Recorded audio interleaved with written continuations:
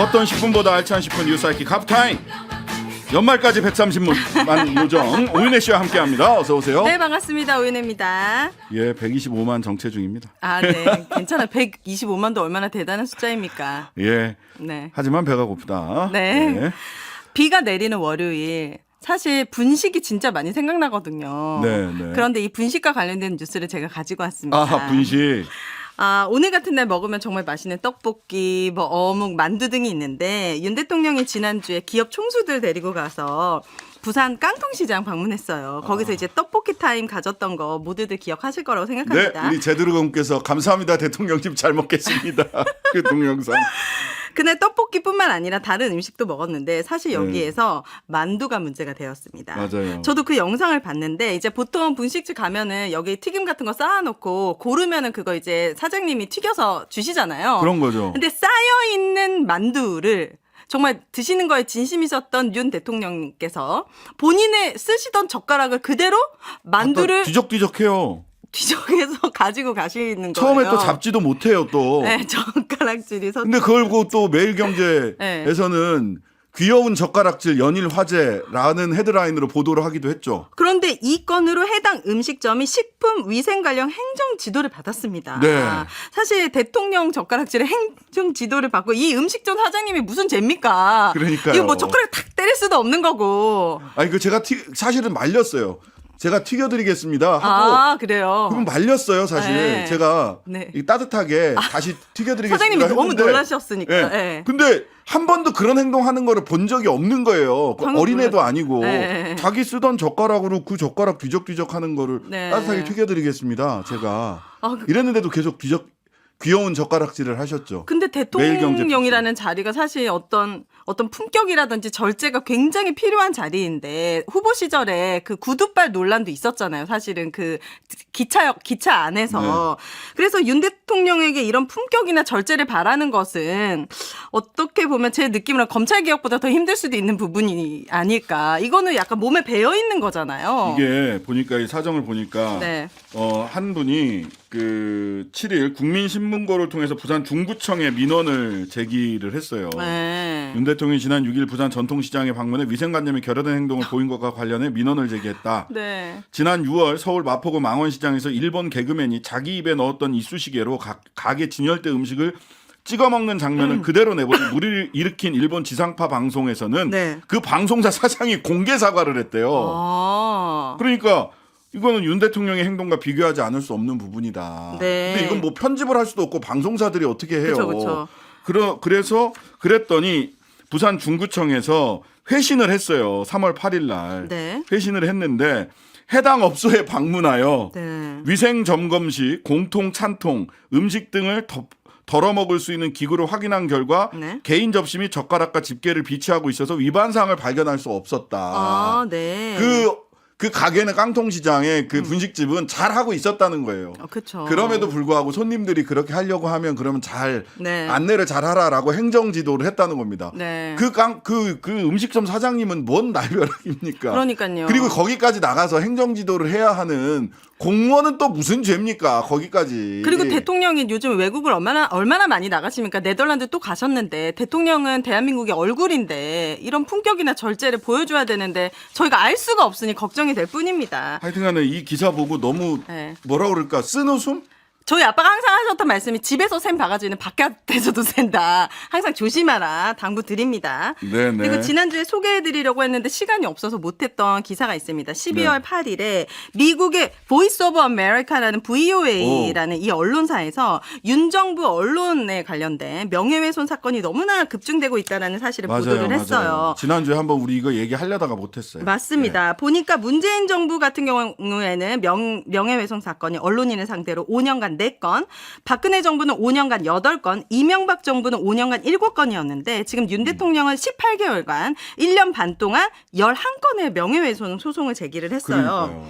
그리고 보니까 이 VOA 언론에서는 윤 대통령 시절 정부 여당이 제기한 명예훼손 소송의 또 다른 사례로 김건희 여사의 트위터 계정에 공식 인증 마크를 부착하는데 외교부가 동원됐다는 의혹이라든지 네. 청와대 용산 이전에 청공이 개입했다라는 의혹 보도를 들었습니다. 네. 특히 윤 대통령은 명예훼손 사건과 관련해 언론인들의 집과 사무실, 검찰의 압수수색이 최소 6차례 이상 진행이 됐다며 이는 언론 보도에 소름 끼치는 영향을 미친다는 비판자들의 지적을 소개를 했습니다. 네. 그러면서 이제 용산 대통령실의 해명도 소개를 했어요. 네. 대통령실이 이 언론사에 이제 해명을 보냈는데 네. 윤 정부는 언론의 자유를 최고로 존중하며 강력한 민주주의 핵심 가치인 만큼 이를 지키기 위해 최선을 다하고 있다.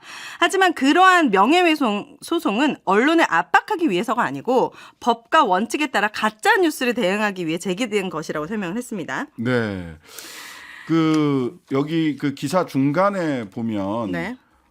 실제로 이제 명예훼손 사건이 많이 늘어난 부분들도 있고 그다음에 언론인들이 느끼는 압박. 네.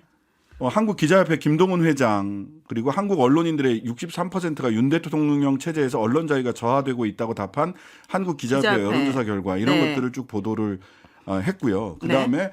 사실은 이 보도 이후일 것 같은데 취재가 안 된 부분이 하나가 있는 게 뉴스타파 대표를 압수수색한 거예요. 이 보도 이후에. 예, 네. 이 보도에는 반영이 안 돼 있는데 네. 실제로는 뉴스타파는 엄연한 언론 기관이고요. 네. 실제로 굉장히 그 자발적 후원에 따라서 튼튼하게 재정적 그다음에 후원 기반 여러 가지 사회적 기반을 갖추고 있어요. 네. 그런데 언론사 대표를 그냥 뉴스타파 기자나 뉴스타파 본사를 압수수색하는 것에 더 나아가서 뉴스타파 언론사 대표의 집을 압수수색했어요. 네. 여기서 느껴지는 굉장히 그 강한 압박감은 네. 언제든지 뭐 MBC 같은 경우도 마찬가지 아닙니까? 뉴스룸 압수수색 냈었어요. 네. 그러고 나서 그러면 언제든지 대표 그 언론사뿐만 아니라 언론사 대표의 집도 압수수색할 수 있다. 네. 여기서 오는 굉장히 강한 칠링 이펙트라고 하는데요. 그러니까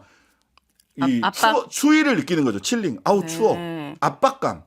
굉장히 큰 압박감. 그리고 그걸로 인해서 자기 검열을 하게 됩니다. 자기 검열하게 되고요. 네. 저도 이것은 이제 뭐 메시지에 대한 자기 검열이 아니라 방송하기 전에 혹시라도 팩트 체크, 팩트를 잘못 해서 전달하게 될까봐 그게 얼마나 큰 압박으로 다가올까에 대한 걱정을 저도 합니다. 네. 그래서 팩트 체크를 굉장히 철저하게 할 수밖에 없고 네. 여기에 시간을 가장 많이 사용하게 돼요. 네, 물론, 네. 예. 이 매체에서 이제 이런 얘기들을 또 했습니다. 지저분한 환경이라는 마지막 중간 제목에서는 네. 이런 언론 단속에서도 불구하고 국민들의 반발이 크지 않는 것은 한국 언론에 대한 국민들의 신뢰 수준이 낮기 때문이라는 세명대 심석태 교수의 분석을 실었고 이 매체는 끝으로 이게 되게 아픈 말이었던 것 같은데 한국은 자유롭지만 지저분하고 분열적 언론 환경을 갖춘 나라로 널리 알려져 있다며 한국의 최대 신문사들은 재벌과 연계되어 있으며 보수적인 입장을 취하는 반면 다른 신문사들은 방송사들은 명백히 진보적이라고 소개를 했습니다. 네. 또 양측 진보나 보수 매체들은 정치적 인물들에 대한 비판 기사를 쓰는데 가끔은 어설프거나 익명으로 된 출처를 이용한다고 꼬집었어요. 네. 그래서 이 매체에서는 미디어 환경을 정화하려는 시도는 종종 언론의 입막음을 위한 얄팍한 위장된 노력으로 여겨진다라고 또 비판을 했습니다. 굉장히 네. 뼈아픈 신랄하게 딱 꼬집었어요. 물론 뭐 조금 더 가려서 이야기해야 될 부분들은 있겠지만 네. 전반적인 맥락에서 굉장히 외부적 시선은 한국 언론 생태계를 이렇게 바라보고 있다라는 네. 점은 우리가 충분히 고려하고 음미해 봐야 될 대목이 굉장히 많이 있는 네. 보도였습니다. 네, 예. 맞습니다. 그래서 언론이 얼마나 중요한가 또 총선은 얼마 안 남았기 때문에 또 김홍일 님이 또 내정자로 오셨고 만약에 되신다고 한다면 예, 또 어떤 일이 벌어질지 또 우리가 지켜봐야 될 것 같습니다. 네네. 그리고 지금 또 하나 주목한 뉴스는 굉장히 오늘 문화일보에서 국힘 수원 박지성 영입 오사낸 뭐 장미랑 카드 추진 이런 제목의 기사를 내서 화제를 모았습니다. 근데 둘 다 명백히 부인을 했어요. 제안받은 게 전혀 없고 저 현재 수원에서 거주하는 것도 아닌지라 그럴 가능성도 없다라고 하면서 박지성 측은 공식 입장을 냈습니다. 근데 축구 팬들이 굉장히 열받았어요 지금. 아. 커뮤니티나 이런 데 네. 가보니까 박지성이라는 이름이 거론될 것 자체로 불쾌감을 내비치고 있다라고 네. 지금 스포츠 경향이 스포츠 축구 팬들 분위기를 전해줬거든요. 네. 박지성이 한국 최고의 축구 스타인 만큼 여야를 불문하고 박지성의 커리어에 타격을 줄 수 네. 있는 이런 네. 그거 안 했으면 좋겠다. 그다음에 특히 총선 앞두고 수세에 몰린 국민의힘이 별다른 행정이나 행정적 경험이나 비전 없이 단순 박지성의 네. 명성에 기대는 것이 아니냐 이런 비판. 좀 가만히 냅둬. 아니 근데 이게 어떻게 가능합니까? 사전에 어떤 만나서 미팅을 하거나 동의를 구하는 것도 아니고 어떻게 이렇게 그냥 아직 제안은 안 했지만 네. 박지성 검토하고 있다 유력하게. 검토 중이다.